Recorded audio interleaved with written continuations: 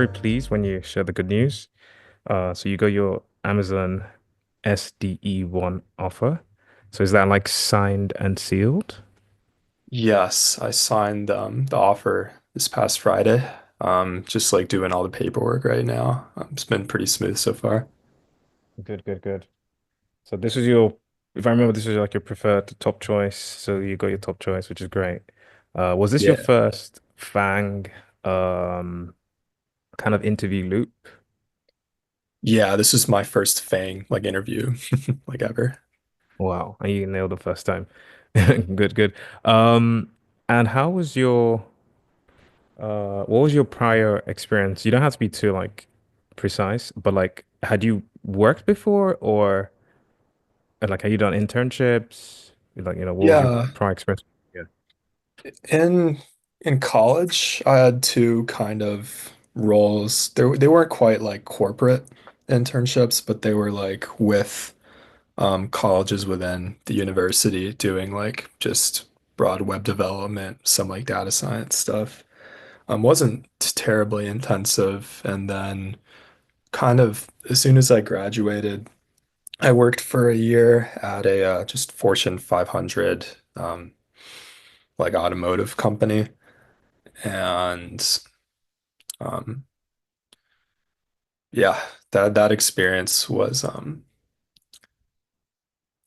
eh, it provided me, it equipped me to be able to like jump to Amazon, I would say, but you gain the perspective pretty quickly that it's not quite like a tech company, and I felt like I wanted to make the jump to like see where my career could grow. Fair enough, fair enough. So how did you actually get the interview? Because so you had a bit 1 year experience, roughly 1 year, not quite tech company, but at least it's kind of a let's put it in quotes, a real job. And Yeah. you did some things whilst you in college. So okay, you've got some things on your CV, but it's not like you had something, like something super unreachable or unachievable. So in terms of your background, there could be loads of other people with that kind of experience kind of thing. So how did you get the interview? Did you apply? Did they reach out to you? Yeah, I applied. No, I wasn't like reached out to a recruiter before sending my resume in. I just found the listing on their site. It was kind of notable or perhaps unique from what I've seen prior from Amazon or other big techs in that the required like graduation date range was kind of larger for an SD1, especially it was like 2 years. I think they accepted like 2022 grads even, which I felt to be pretty notable and put me in like maybe kind of a unique spot to or just be a good fit for that role, I suppose. They're a strong candidate. And I would say you're certainly right in that like my resume prior to that wasn't like insanely cracked or something. I didn't have like a Facebook internship or something. Um, but I just sent in my resume on a whim. I was pretty surprised, honestly, when the recruiter got back to me. But their communications were very thorough. I had a pretty good idea of what to expect throughout the entire process. But that just like told me that they would send me an online assessment, and then after that, I would send in an updated resume, and from there, there was like the potential to progress to like the loop stage. There wasn't like a phone screen thing. It was just OA straight to loop. Um, so there was some, I guess, anxious waiting for the loop to hear if I progressed. But yeah, once I got that, things were moving slowly, perhaps to my benefit, in that I had extra time to prepare. Because during college, I wasn't doing like that much leak code. To be honest, I was more like post grad and like while I was working at my first entry level job. Um, so just that time to like really like hammer home the fundamentals and just try to study, like understand what kind of signals they're looking for, and just making sure I can try to polish my interviewing skills as best as I could. But Yeah, more or less that's just the that's how it all went down. So you definitely didn't have a referral. Okay. Yeah. Um, okay, okay. It is interesting that they're not just taking like new grads. So it means that if you're just graduating, you might be competing with someone who might have worked for a year or so. So, that's Yeah, yeah. interesting. Um, okay. And then how did you prepare? So you kind of alluded to doing some elite code, and I know, of course, you used the Coditioning 360 service, and you had a bunch of sessions with it. So I know you're going to talk about that too. But a lot of people always ask this question, like, how much leak coding did you do? I remember when you joined as well, you mentioned neat code as well. So I'm actually interested to see kind of prior to Codition in 360, like what was your prep? What, what was your plan? How was it going? Why did you decide to do 360? And kind of how was it helpful? And don't worry if you don't remember these questions, I'll just repeat them. But that's kind of, yeah, if you could share some of that. Maybe you can start with like leak code, neat code, your initial plan. Yeah, for sure. So I got the offer in February and then just to lay just like the dates out for you. I'd say approximately like June, like last summer was when I first started like getting back into leak code and like I had prior knowledge from like my DSA course, of course, but just like I really started taking leak code seriously last summer. Just kind of preemptively trying to prepare for whatever could possibly come next. I just wanted to be prepared. Um, I don't think I was quite interview ready, just like leak code DSA wise until like January. Um, and that's kind of where I would say the Coditioning 360 came into play very strongly because LLD was something that was well, it just was not on my radar at all during my preparation. And LLD is low level design, just for those listening, but yeah. yes, yeah, for sure. Low level design, and that was kind of alluded to in like a pretty far down bullet point in the email that my recruiter sent me regarding the information of the interview or just what it would be about. But yeah, you asked me if like LLD would be in it, and then I kind of reread it more thoroughly, and I realized like, oh, this is a major blind spot, and we kind of hammered that home, or felt pretty strong there.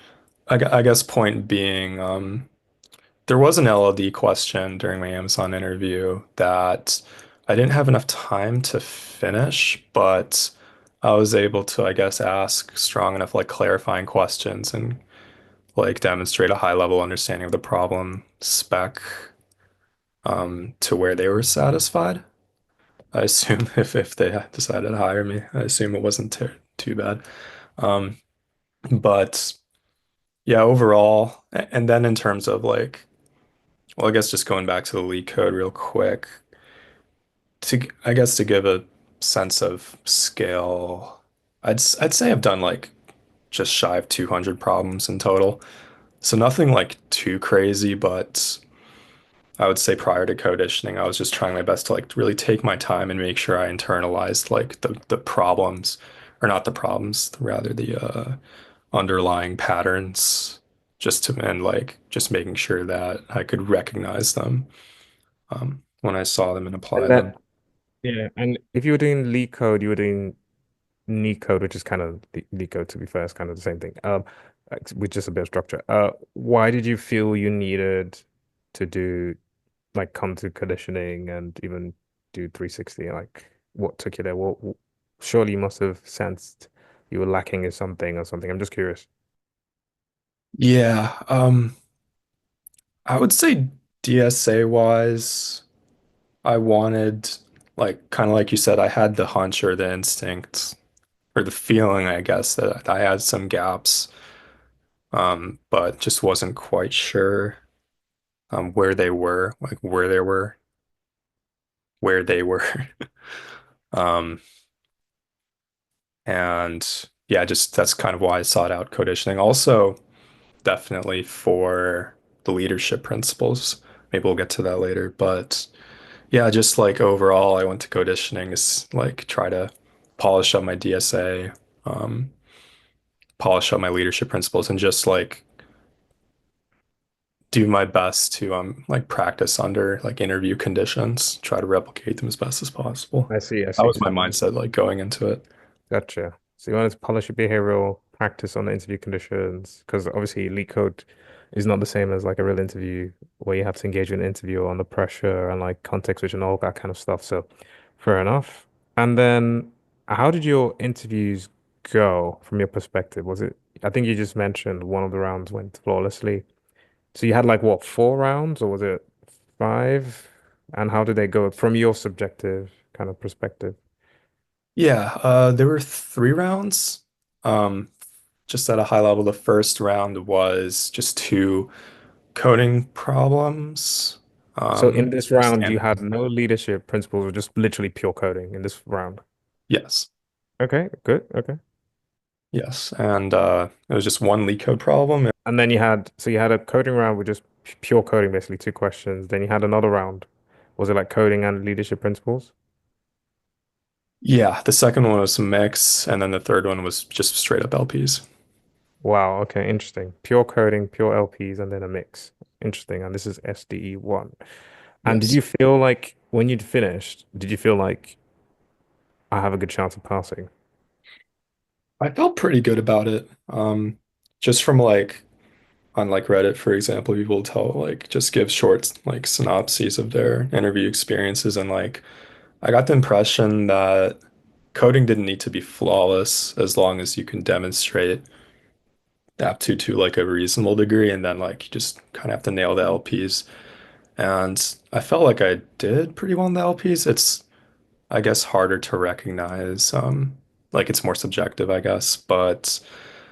Yeah, like during like our preparation, like LP wise, I took note of like just like some of the details you told me, for example, like just demonstrating independence while also being a strong communicator, like just finding things that like correspond to their LPs and like may in a sense contradict each other, but like you have to find a balance, just situationally. Just trying to be as oriented as possible within the LP answers. I felt pretty good about that. I remember one of the feedbacks was, so you get an LP question, you think, okay, what is the leadership principle they are that could potentially demonstrate, while also making sure you're answering the actual question. And then for the extra polish, just the context and everything else you put in the story, like just shows like, oh, this is like someone who's demonstrating these competencies and we could see in our team. So hopefully you took that on board. I know we prepared for each LP. We had a main story, we had a backup story, and I think we also picked your like best stories and saw which ones like you could spin in different, scenarios. So do you Yeah, think that was helpful? certainly, absolutely, without a doubt, helpful. I guess I got somewhat lucky in that all the questions that they asked kind of mapped to I felt my strongest experiences. Um, so that certainly helped me out. But yeah, just taking my stories and then we would kind of like you would ask me questions and I would just kind of gain experience, I guess, within our mocks, like And we answering polished, follow-up yeah. questions. Well, we polished your story, so it Yeah. sounds like you were able to use the polished versions. Yeah, absolutely. Okay, cool. Good. Yeah. If you could go back, what would you change in how you prepared? If there's anything, the answer could be nothing, because I mean, you did do the 360, but if you could go back, how would you, what would Yeah. you do differently?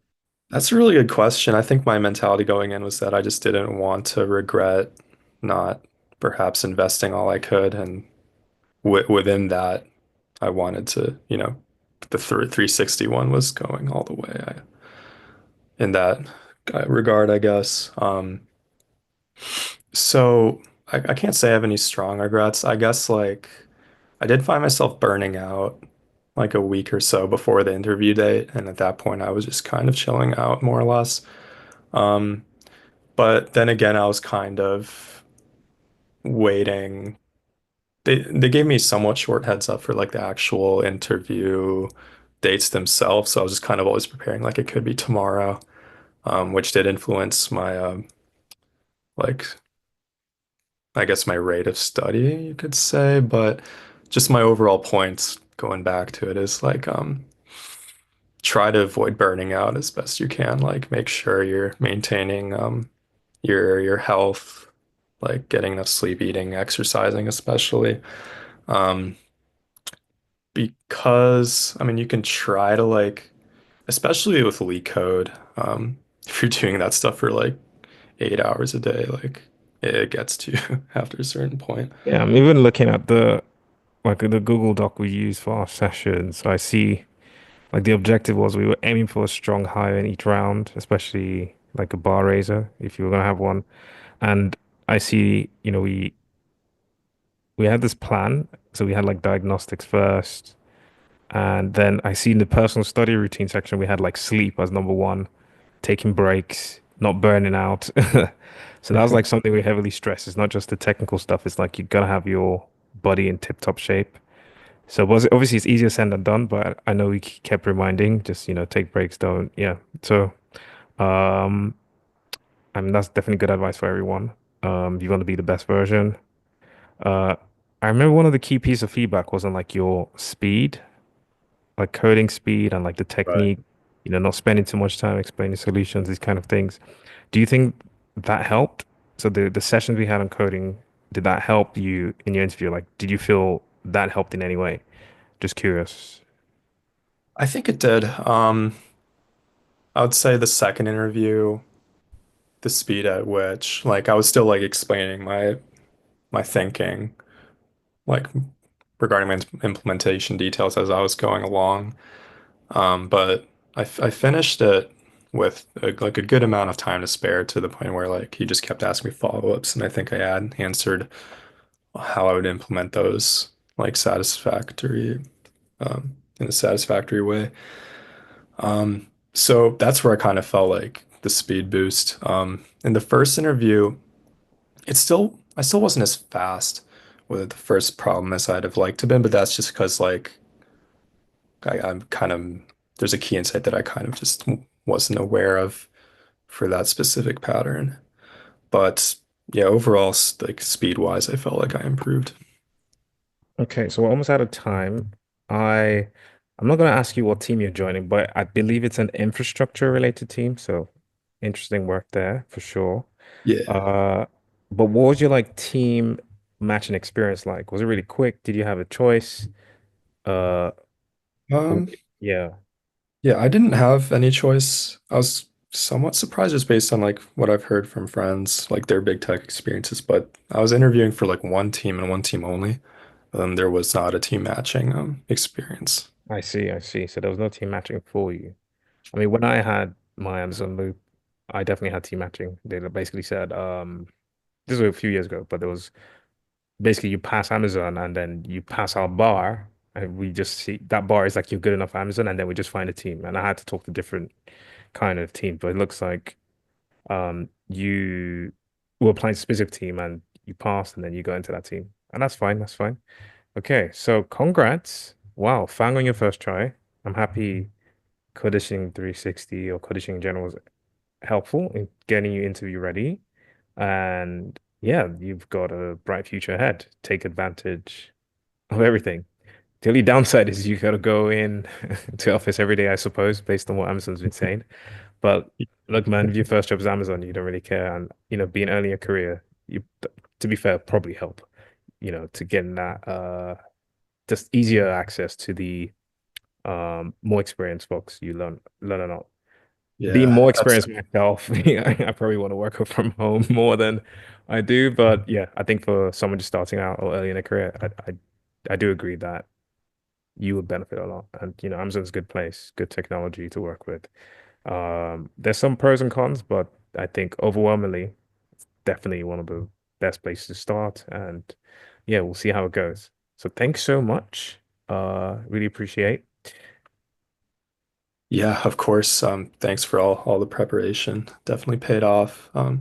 Yeah, also my first podcast. So I hope I answered everything. Yeah, thanks so much. Thanks.